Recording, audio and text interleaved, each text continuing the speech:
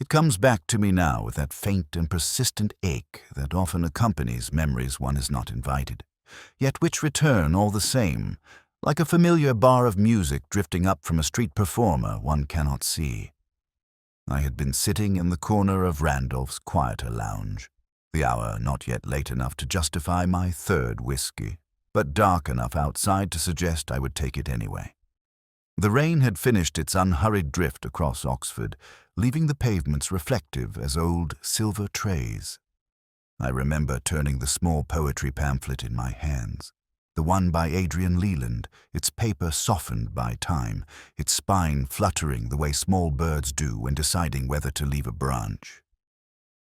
I'd bought it from a second-hand shop only the week before, plucked almost absently from a shelf where someone had arranged it beside volumes far more ambitious and far less honest. I liked Leland's work in a haphazard way. I sometimes like a crossword clue that takes too long to land, not for its brilliance, but for its stubborn ability to keep me company. And so I was reading him again, or rather wandering through his words, when I paused mid-page, noticing an almost imperceptible alteration. Someone, perhaps the poet himself, though the thought felt too intimate, had drawn a faint pencil line through one adjective and replaced it with another. The change was so subtle, so nearly invisible, that I felt a peculiar rush of embarrassment, as though I had glimpsed something not meant for anyone else's eyes. It wasn't the word itself that unsettled me. Some small shift from quiet to still, if memory serves, but the fact that the correction was made gently, almost apologetically. A person correcting his own printed work is either chasing perfection or avoiding the truth he suspects he once uncovered too plainly. I sat with that idea for a while, swirling the whiskey in its glass, watching it turn the color of tarnished gold under the lamp. Lewis had called me earlier to remind me of a briefing the next morning, but his voice had drifted somewhere behind the sound of bicycle bells outside and the distant murmur of students returning from whatever lectures survived the weeks before term's end. I had ended the call without promising anything at all, telling him something vague about seeing how the night settled. My mind, even then, was with Leland, or rather with the kind of man who crosses out his own certainty in pencil. At some point, I picked up the evening paper from the next table, the headline already softening with the moisture carried in from umbrellas and damp coats. There it was. A small notice, almost an afterthought, wedged between a mention of council repairs and an article about a choir's anniversary concert. Dr. Adrian Leland, poet, former lecturer at St. Athanasius College, found dead at his home on Brookmere Lane. Police do not consider the circumstances suspicious. The phrase police do not consider always irritates me. It suggests an authority both too confident and too uninterested. I read it twice, letting the words weigh themselves differently the second time. Leland had been absent from Oxford for years, living in what acquaintances always call a quiet retreat, as though loneliness were a virtue. And now he had died without fuss or headline, leaving behind only a thin column in the local paper and a handful of poems no one quoted anymore. I folded the newspaper carefully, though not with any reverence toward the news. Something about the timing, or perhaps the specific softness of the correction in the pamphlet, began to tug at me with that half-familiar irritation I often mistook for intuition. A small detail, easily dismissed, yet refusing to let itself be forgotten. I tried to tell myself it meant nothing. Men die every day, and poets are especially prone to it. But there was something about Leland's death, or more precisely the quietness around it, that felt rehearsed. As I left the hotel and stepped out into the chill that follows the first clear evening after rain, Oxford seemed to hold its breath. The lamplight pooled on the pavement in wide, shallow circles. Somewhere above, a window slammed, though the sound felt hesitant, as though the wind itself regretted the interruption. I walked toward home, with the pamphlet tucked into my coat, feeling its slim weight against my chest. It was only later, much later, that I understood what it meant that a man who corrects his final verse may not be revising a poem at all, but trying too late to revise the life that surrounds it. I have often thought that certain houses absorb the temperaments of the people who inhabit them, the way old coats cling to the scent of their owners long after they have been hung up for good. Leland's cottage on Brookmere Lane felt like that sort of place, even before I stepped inside a modest, weather-beaten structure crouched beneath a leaning ash tree, its windows dulled by an interior dimness that no cleaning cloth would ever fully dispel. Lewis walked a half-step behind me, his silence suggesting he sensed the same faint resistance in the air as though the house itself resented our arrival. The constable at the door murmured something about the keys having been found in an odd location, but I had already drifted past him, drawn toward the narrow hallway with its faintly stale smell of extinguished candles and damp wool. I remember brushing my fingers against the wall as I passed the plaster, felt cool, almost clammy, like the skin of someone who has been left too long alone. The sitting room opened on the left, cramped and slightly disordered, yet curated in a way that only solitary academics manage piles of books stacked according to a logic that would have made perfect sense to Leland and no one else. There was ash in the small grate, the remnants of something burned too hastily. Lewis remarked, in his tentative way, that the neighbors had mentioned smoke billowing, oddly, from the chimney the previous evening. He thought it might have been drafts upsetting the fire. I thought otherwise. The smell was not of wood alone. Paper has a sharper scent when it burns, a faint sweetness that lingers in the corners like a half-told confession. I said nothing aloud. Sometimes silence is the only respectful form of suspicion. We found the study at the end of the corridor, a narrow room with a single window overlooking a small, unkempt garden. The desk confronted us immediately, its surface arranged with a precision that felt performative. A notebook, a fountain pen, a magnifying glass, and not much else. Too tidy, I told Lewis, though the words came out more as a thought than a declaration. Leland had not been a tidy man. A brief glance around the room confirmed that the shelves sagged under the weight of loose manuscripts, and the carpet showed wear in places where he must have paced restlessly. What drew my attention, though, was not the desk, but the slight gap in the radiator behind it. Something pale had been wedged there, just far enough out of sight that it could be missed by anyone not accustomed to the profession of looking. I reached down, the metal cold beneath my fingers, and retrieved a battered library copy of Hardy's poems. A university stamp marked its inner cover, but someone had written in black ink that to correct oneself is not the same as telling the truth. I read it twice, letting its cadence settle. A correction implies improvement. Truth demands exposure. There is a difference, and Leland had understood it.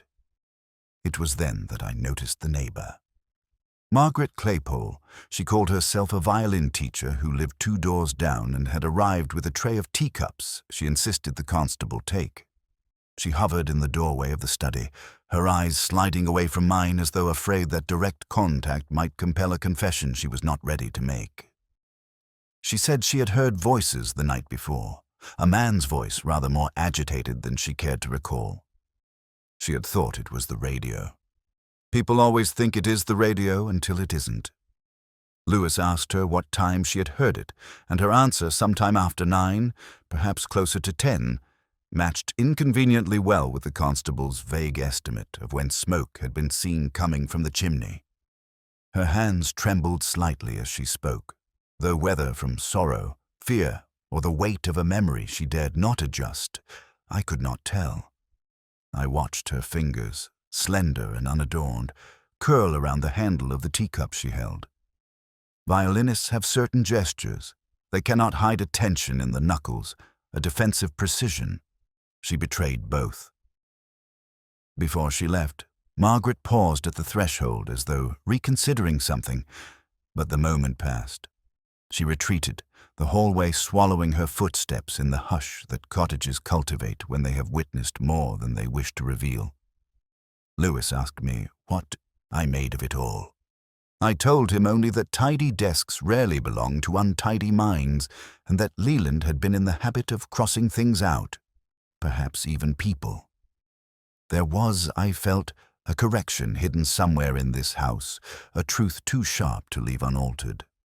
And as I stood there in that dim, suffocated study, I knew that whatever had happened to Adrian Leland had not been peaceful, no matter how politely the newspaper phrased it.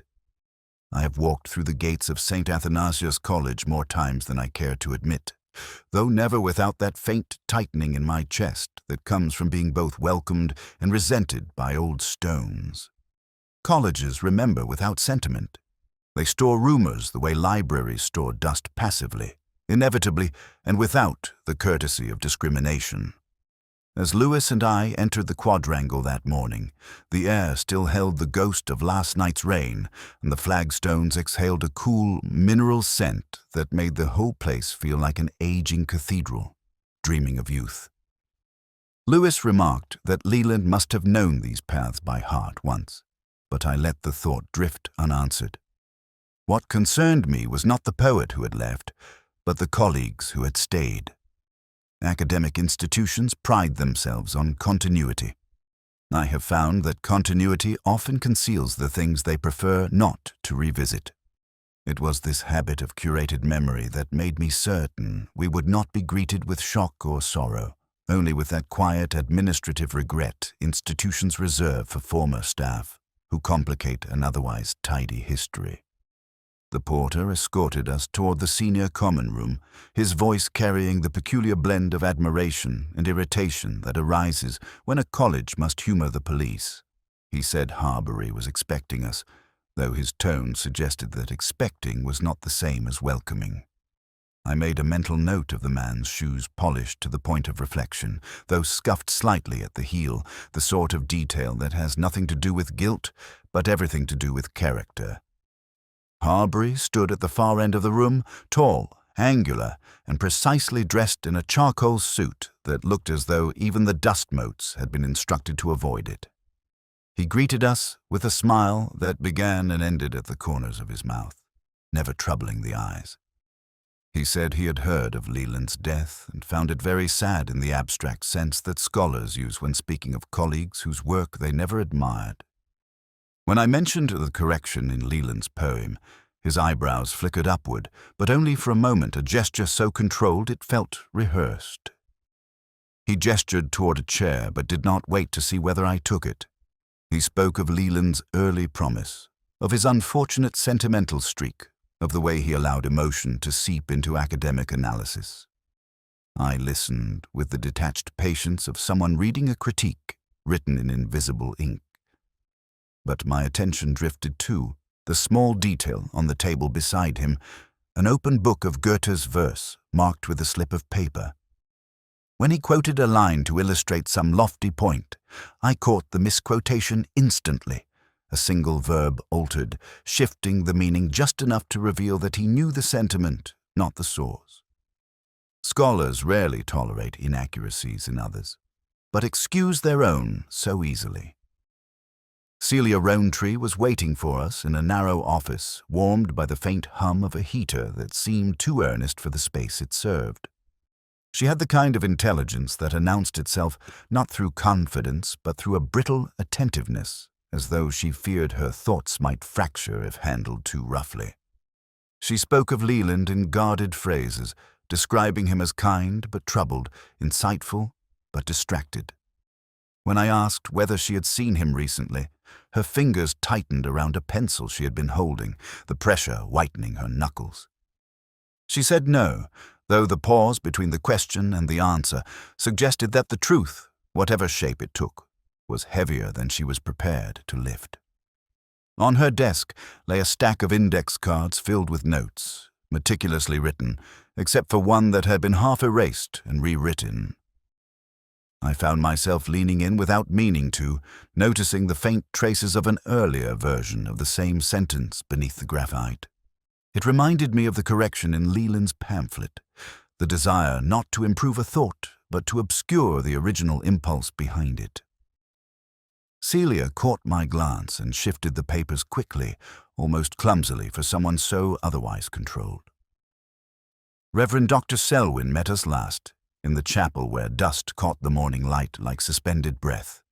He spoke with gentle authority, telling us that Leland had always been a man of deep feeling, prone to burdens he carried alone.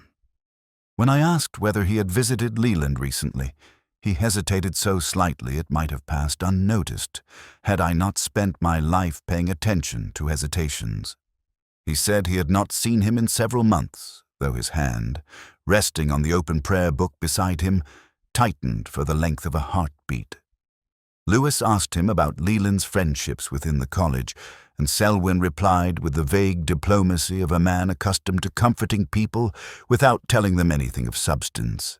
He said things were complicated, that the past was best left undisturbed, that Leland had been both admired and avoided.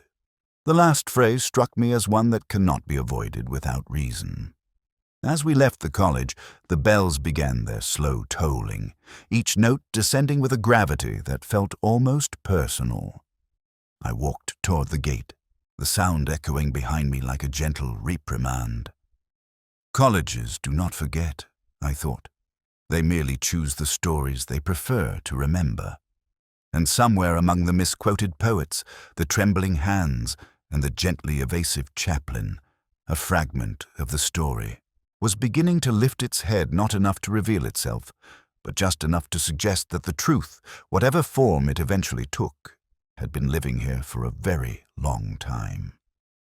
There are nights when Oxford seems to fold itself inward, as though the city has grown weary of being observed and wishes instead to contemplate its own secrets in private.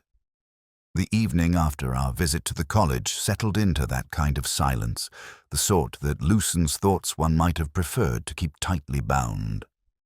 I returned to my flat with the sense of carrying something unfinished, as if Leland's absence had followed me, polite but insistent, through every corridor and quadrangle we had passed. I poured a measure of whiskey, small enough to pretend restraint, large enough to be dishonest about it, and sat by the window overlooking the narrow street. A faint drizzle had begun again, the kind that leaves no sound at all, only a sheen of indecision on the pavement. My attention drifted to the small desk where I had left Leland's poetry pamphlet earlier, its cover curling slightly at the corners like a gesture of fatigue. I opened it at random, as I have always done with poetry, believing that the line that chooses you is often more revealing than the one you seek. The phrase caught my eye at once, the second silence. I had seen it before, not just in this pamphlet, but in 2 other collections of Leland's work, always similar, yet never precisely the same. In this version, the silence was described as patient, as though it were waiting to be acknowledged. But in the reprint on my bookshelf, the silence was described as necessary. A small change, perhaps, yet Leland had been the kind of writer for whom verbs and adjectives were not merely decorative, but structural. One does not alter a silence lightly. I took down the larger volume and placed it beside the pamphlet. The discrepancy seemed almost deliberate, the sort of revision made by someone who had reconsidered his relationship with the truth rather than with language. As I read the 2 versions again, a faint prickle of unease flickered beneath the surface of my thoughts. It was the same sensation I felt when a crossword clue appears too simple, the discomfort of realizing that the clue is pointing somewhere the solver has not yet dared to follow. Lewis called then, his voice softened by the late hour. He said the constables had finished their initial sweep of the cottage and that they had found Leland's car keys tucked beneath a loose floorboard, wrapped in an aging registrar's envelope. He wondered aloud whether Leland had hidden them himself. I said it was unlikely. Men who live alone seldom hide their own necessities. When Lewis mentioned the envelope bore an old college stamp, I felt a small gear shift in my mind, not an answer, merely the suggestion of alignment. After the call ended, I returned to the 2 poems. I found myself reading them slowly, the way one might study, handwriting to discern whether the writer had been hurried, frightened, or uncertain. Somewhere in the lines, a rhythm felt off, like a metronome clicking half a beat too early. Leland's work had always been careful, but this correction, this change in the phrasing of silence implied not refinement, but revision. A man can refine only what he accepts. To revise is to wrestle with what he wishes were not true. My mind drifted then to Celia Rowntree, her trembling hands guarding her index cards like fragile truths she feared might disintegrate under scrutiny, and to Harbury, whose confidence in misquoting Goethe seemed to suggest a man accustomed to altering reality to suit his arguments, and to Selwyn, with his gentle demeanor stretched thin over something he had not intended for us to see. All of them had lived near Leland's past, that incurable wounded academics politely call history. The rain thickened, pattering softly against the window. I closed the books, though the unease they had awakened lingered like aftertaste. It occurred to me then, a small deduction of the quiet kind, that the phrase "the second silence" might not have been about absence at all.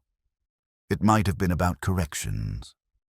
The first silence belonging to the poet, the second to the truth he had grown too tired to deny. Such revelations, if one can call them that, rarely bring satisfaction. They bring only the faintest illumination, just enough to see that the darkness ahead is structured, not random. I leaned back, letting the quiet wrap itself around the room. There were pieces forming a pattern, uneven, cautious, but deliberate. And somewhere within that pattern, Leland had changed a single word, crossing out what he once believed and replacing it with something softer. Sometimes, I thought, a man misremembers a verse not because he has forgotten it, but because he cannot bear to repeat it exactly as it was written. There are certain streets in Oxford that seem to retreat from the rest of the city, as though ashamed of how much they remember. Brookmere Lane was one of them. Narrow, overgrown in places, its hedges bowed like parishioners in permanent apology. I returned there the following afternoon, drawn less by professional necessity than by a feeling I could not quite articulate something between unfinished conversation and lingering disquiet. The drizzle had lifted, leaving the roofs beaded with moisture that caught the weak sunlight in small, reluctant glimmers. I walked without hurry, letting the silence arrange itself around me.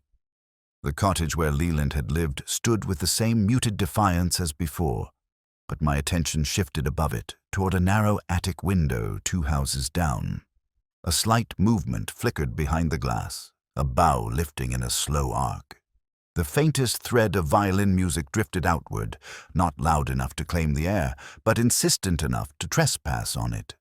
The melody was uncertain, as though the player were wrestling with a phrase that resisted completion. It reminded me of the line Leland had altered in his poem, not wrong, but unsettled. Margaret Claypole answered the door before I knocked. She must have seen me from the attic, though she pretended otherwise, adjusting a stray wisp of hair with the sort of composure people use when they fear composure is slipping. She asked whether I wished to come inside, though the question felt perfunctory, as though she had already prepared a set of answers and only needed me to ask the corresponding questions. The house smelled faintly of resin and old sheet music. She led me to the small sitting room, its wallpaper peeling in a way that suggested long adjacency to sorrow rather than neglect. On the table were several envelopes tied with blue ribbon, the kind of ribbon one buys without meaning to keep. My eyes drifted toward them, and hers followed the movement with swift caution. I asked whether she had known Adrian Leland well. The question hung between us like a fragile ornament. She nodded, her voice quiet but steady, saying they had been close once. "Not recently," she added, though the adjustment came too quickly. I felt the lie not in her words, but in the slight tremor of her hand, as she reached for the kettle she did not actually intend to use. She spoke of their university days, of evenings spent arguing about poetry in halls long since repainted. But when she mentioned a falling out involving Felix Harbury, her voice tightened as if tugged by an invisible thread. I noticed how carefully she avoided naming the emotion beneath her recollection. Grief often announces itself with volume. Guilt prefers quiet. My gaze returned to the ribboned letters. She moved them slightly, a gesture meant to appear casual but too deliberate to be innocent. I asked whether Leland had written to her recently. She hesitated, the pause long enough to be meaningful, short enough to hope it might go unnoticed.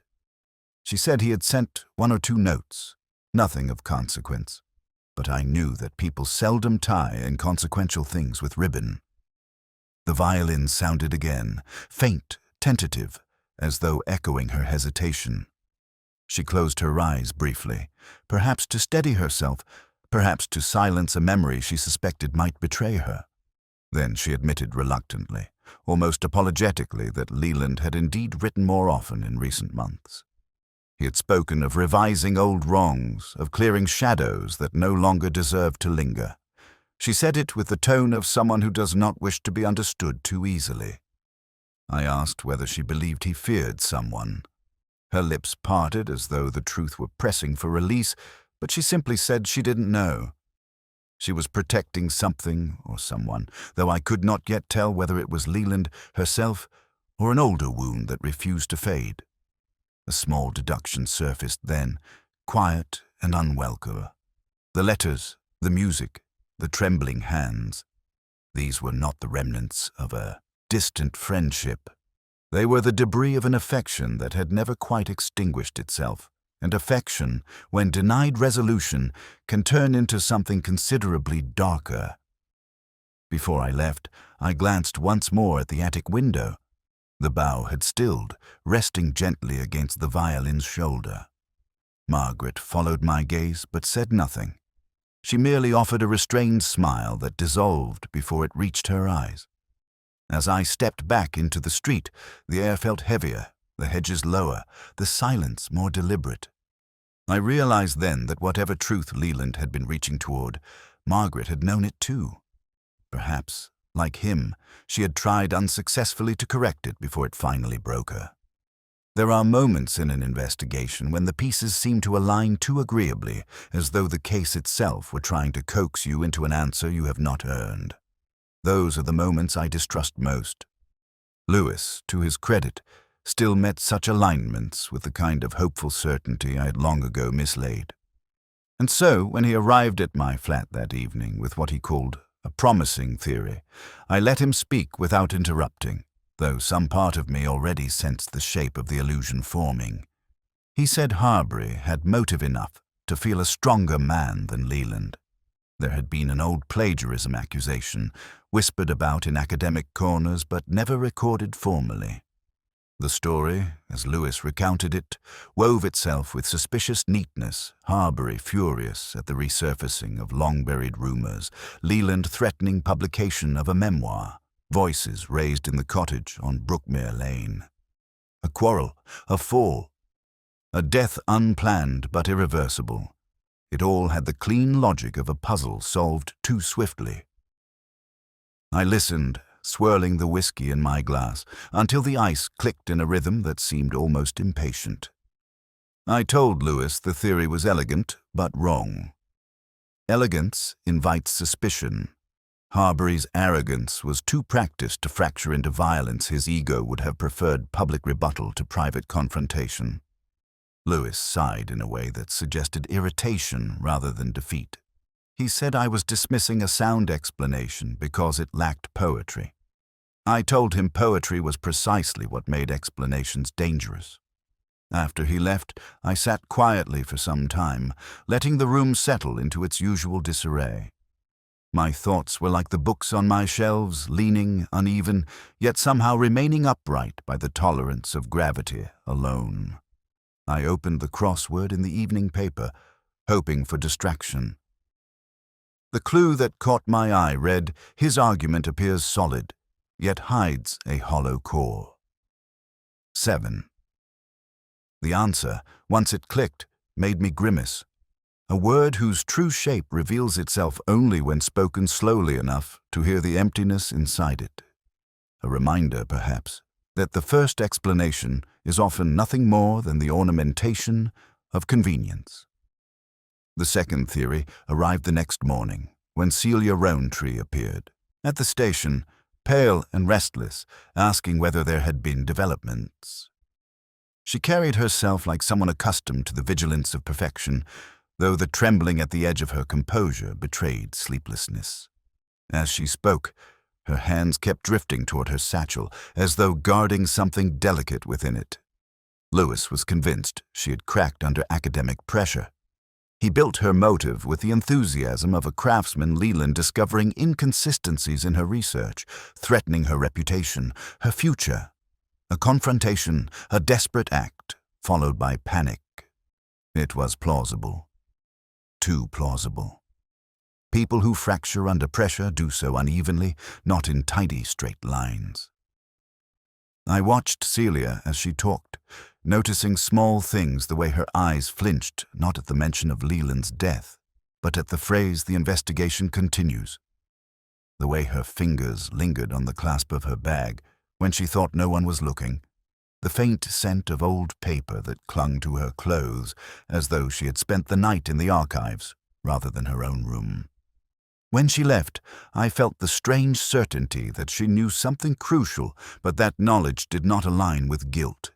It aligned with fear. Lewis pressed again for her arrest. I declined with a weariness I did not bother disguising. He said I was letting instinct override evidence. I told him instinct is evidence merely of a subtler kind.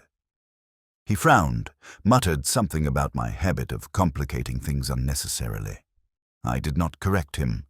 Complexity is inevitable. Only dishonesty is simple. Later that afternoon, I walked alone through the cloisters of the college, the air cool, the stones echoing lightly beneath each step. I found myself replaying both theories in my mind, letting them rise and fall like poorly rehearsed lines in a performance neither actor believed in. Each answered questions too smoothly, demanding nothing of the untidy corners of human nature, and both relied on Leland as a man easily provoked, easily threatened. But the poems told me otherwise. The corrections in his work were not the gestures of a man afraid. They were the gestures of a man preparing. As I turned to leave the quadrangle, a gust of wind carried a loose page from somewhere, skittering across the stones like a startled creature. I caught it beneath my shoe.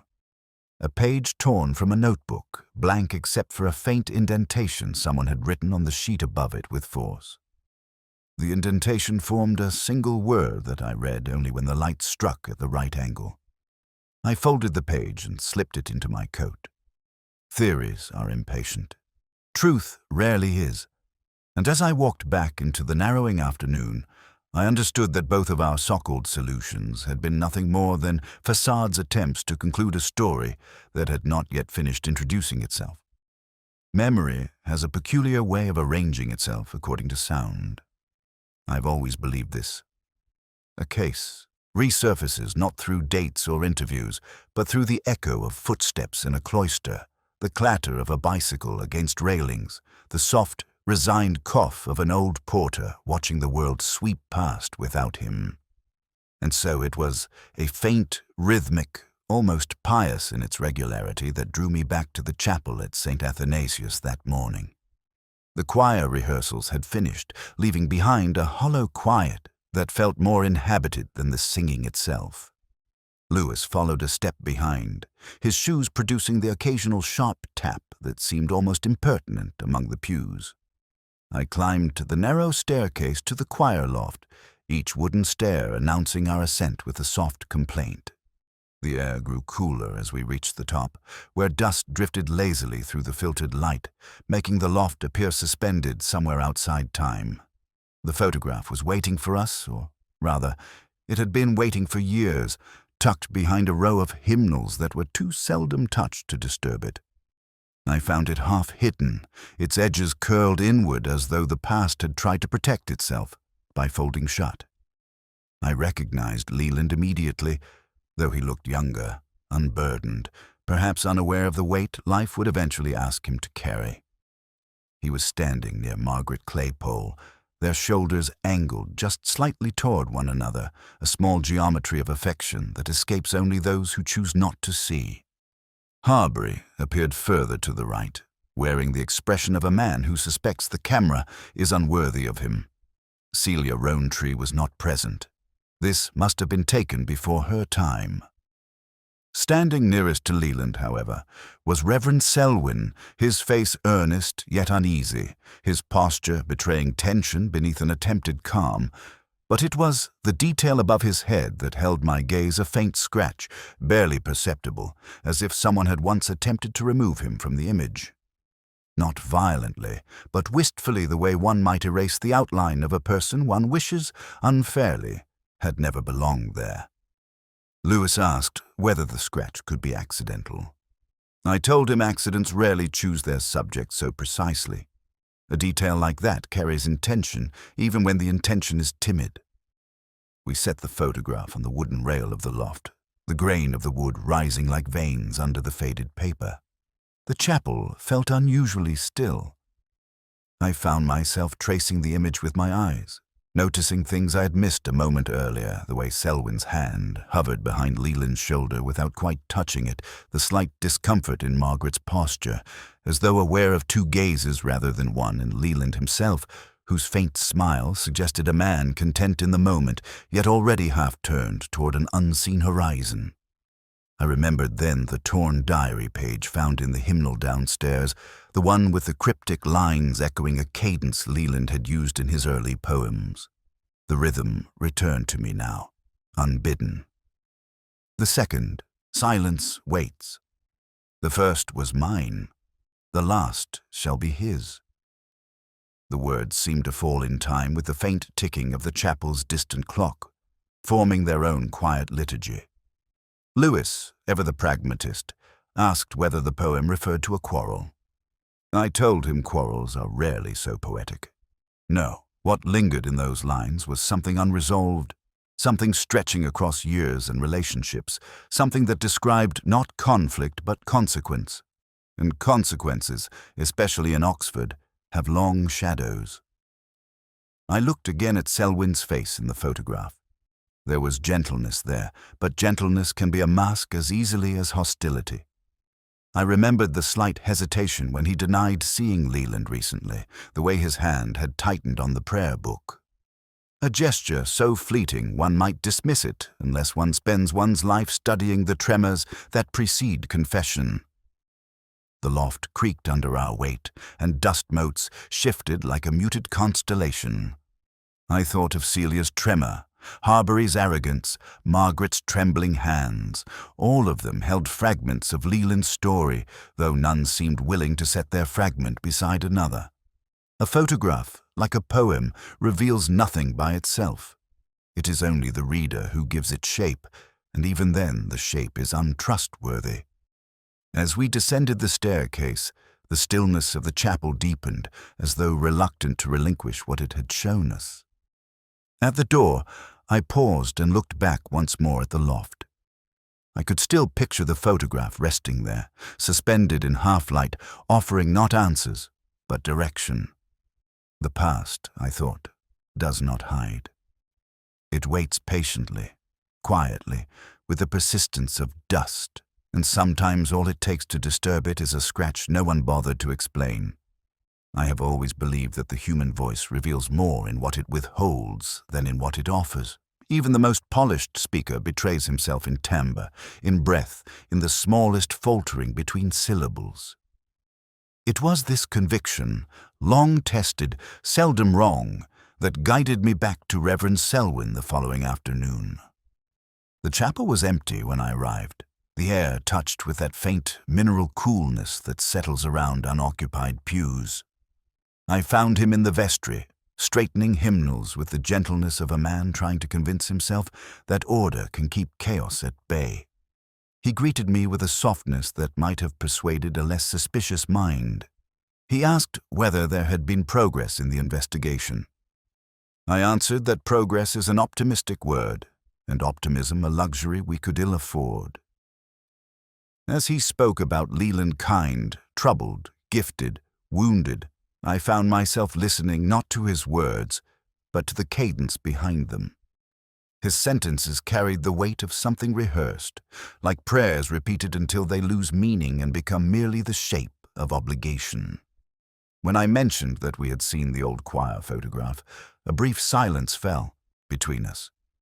His gaze drifted toward the far wall as though the portrait of an unnamed bishop might offer him a script. He said the photograph was from a happier time, though the phrase happier time carries a hollowness I have always distrusted. Happiness seldom ages well in recollection. He said he had not thought about those days in years, but the slight tightening of his fingers on the lectern suggested otherwise. Lewis, who stood behind me with the feigned nonchalance of a man trying not to intrude, asked when Selwyn had last seen Leland. The Reverend answered at once, several months, perhaps longer. The swiftness of the reply struck me. Truth rarely moves so quickly, and yet it wasn't the speed that unsettled me. It was the tone, a softness too measured, too composed, as though he feared the wrong note might reveal a deeper chord. I stepped closer to the prayer book on the table, its pages worn at the corners.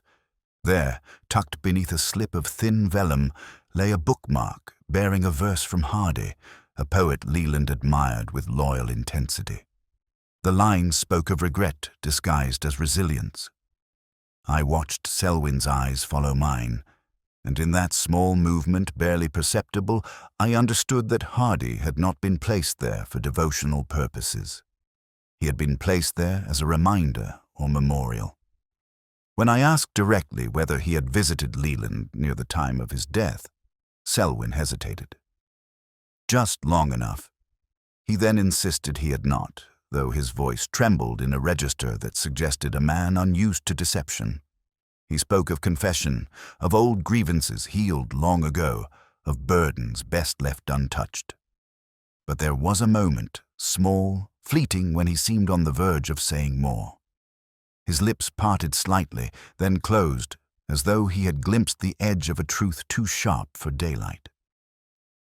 I pressed gently, asking whether Leland had ever sought forgiveness for anything beyond the usual sins of pride and melancholy. Selwyn's gaze fell to the floorboards, and he answered in a voice softer than the dust around us. He said Leland carried sorrows that could not be absolved. He added that some wounds are not transgressions but consequences. I heard the tremor, then not guilt, but fear. Fear of revealing something that belonged to another. Lewis shifted, uncomfortable with silence long enough to become confession. He asked whether Selwyn knew of any tensions between Leland and the others in the photograph. Selwyn said they all had their differences, but nothing serious. Yet as he spoke, his voice rose half a note, almost imperceptibly, in the way voices do when attempting to smooth over fractures they know cannot be smoothed. I looked again at his hands. One rested flat on the prayer book. The other twitched slightly, as though resisting the urge to shield something unseen. Hands tell truths that voices conceal.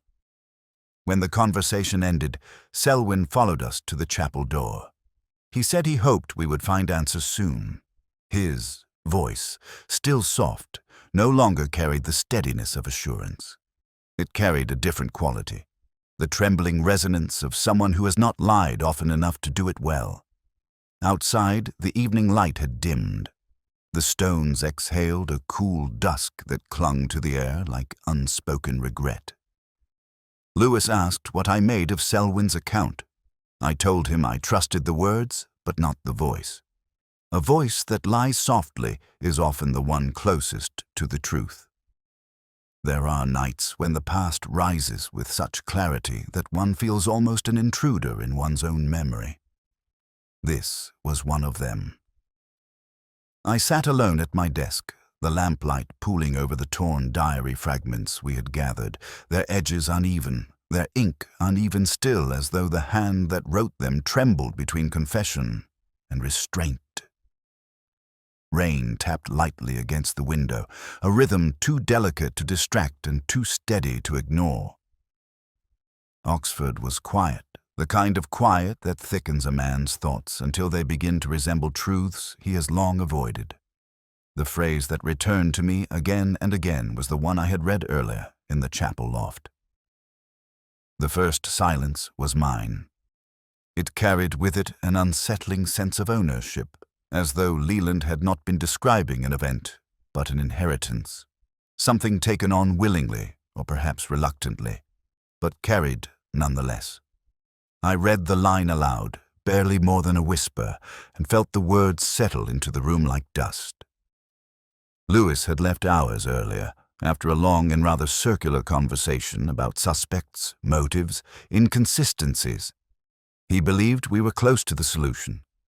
I believed we had barely begun to understand the problem. Solutions rely on clarity. What we had instead was resonance echoes of something old and unresolved, the kind of truth that does not reveal itself, but asks to be reread repeatedly, like a poem whose meaning shifts depending on how one breathes while reading it. I spread out the diary fragments again, aligning them in what I hoped approximated their original order. One line in particular drew my eye. He would call it an accident, but even accidents have authors. The handwriting here seemed heavier, the letters pressed more firmly into the page. A man writes like that only when he is certain of the pain beneath the thought. My mind drifted, unbidden, to Celia Rowntree. Her brother, the one she had never mentioned, had been a student in Leland's early seminar. A prodigiously talented young poet whose death had been described in the vaguest of terms in old college records. A fall along the river path. A tragic mistake. A loss the college had noted with the respectful brevity institutions reserve for those whose brilliance comes too soon and ends too abruptly.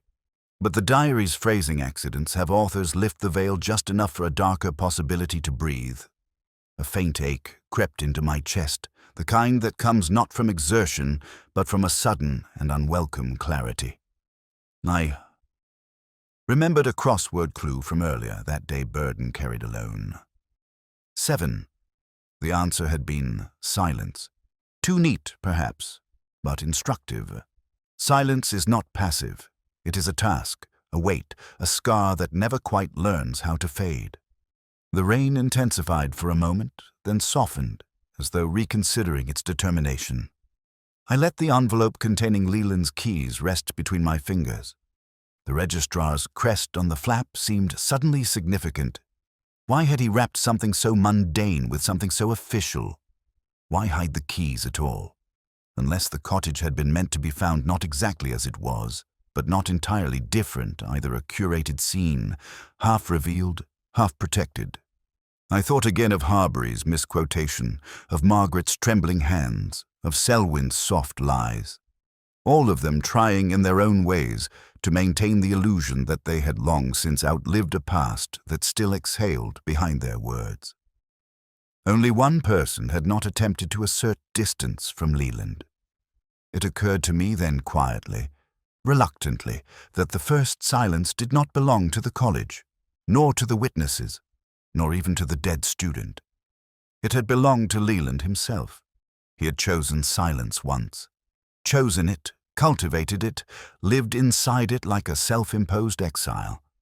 And now, in the final days of his life, he had begun to violate that silence, revising poems, revisiting memories, resurrecting old truths.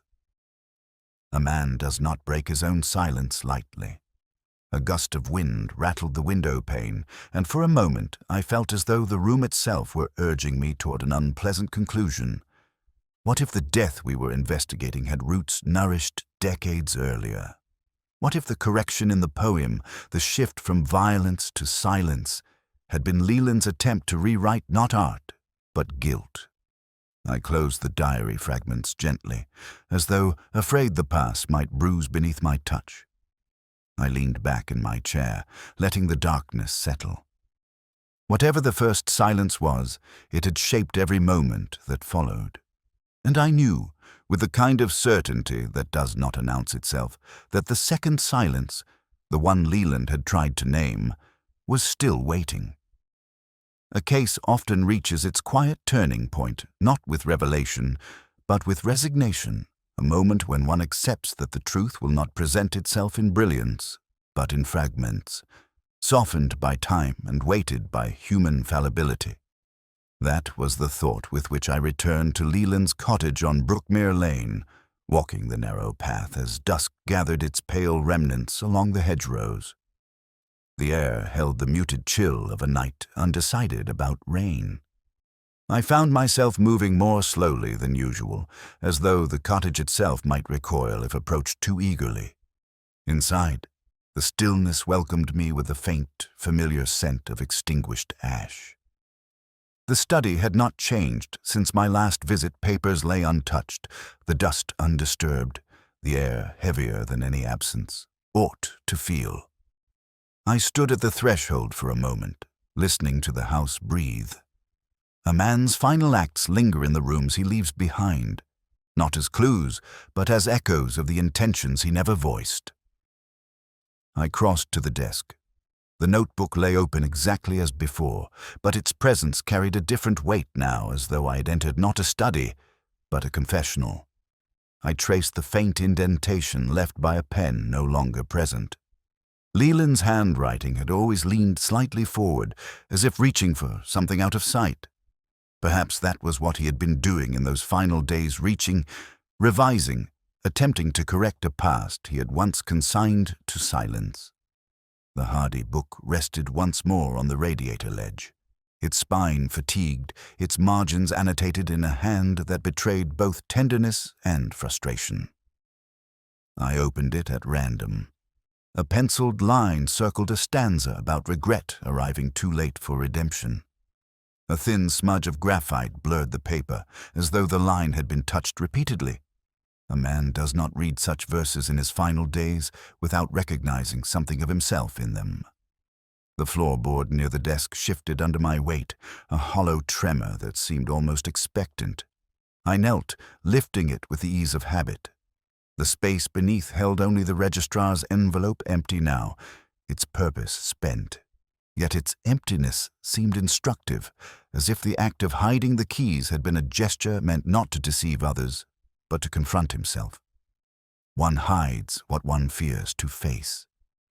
As I replaced the board, a soft creak sounded behind me, too gentle to be threatening, too deliberate to ignore. Margaret Claypole stood in the doorway, her expression composed with the same fragile discipline I had seen in her attic window. She asked whether I had found what I needed. I answered that what I needed was seldom found in objects, but in the spaces between them. She stepped inside, closing the door behind her, with the care of someone afraid of disturbing a sleeping child. She said she had come to collect some letters Leland had left for her years ago, letters she had not had the courage to read until recently. Her voice trembled at the edges, though she tried to hide it beneath a veneer of civility. I watched her hands as she reached for the desk drawer, steady, but only because she willed them so.